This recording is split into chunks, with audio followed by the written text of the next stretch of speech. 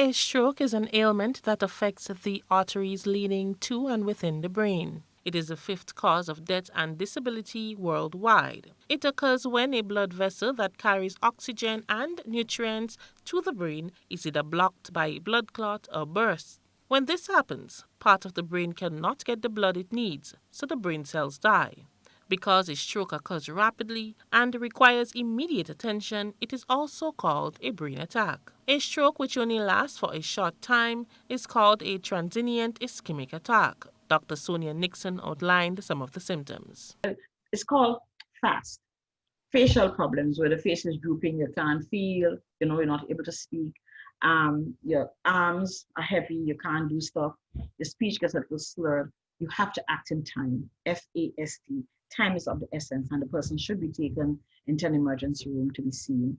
Because most times we probably can do something, not just to mitigate a stroke if it's going to happen. Maybe you already have a little damage, but at least ensure that large, big damage doesn't occur.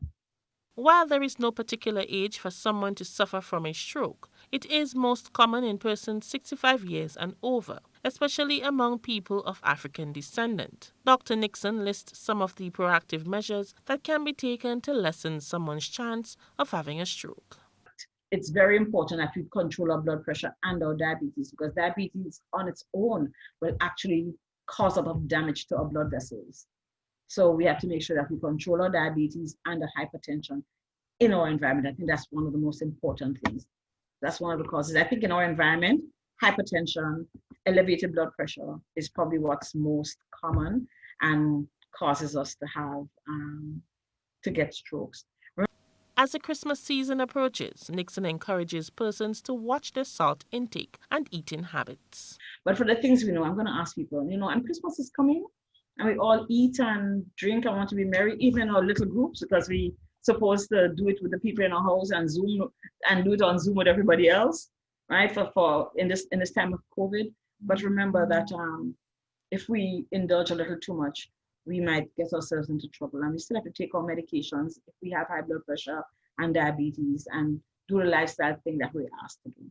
Experts warn that you should not delay if you feel sick or think there's something seriously wrong. Taking too long to seek medical attention can result in acute alignments and even death. For GBN News, I am Rina Pear reporting.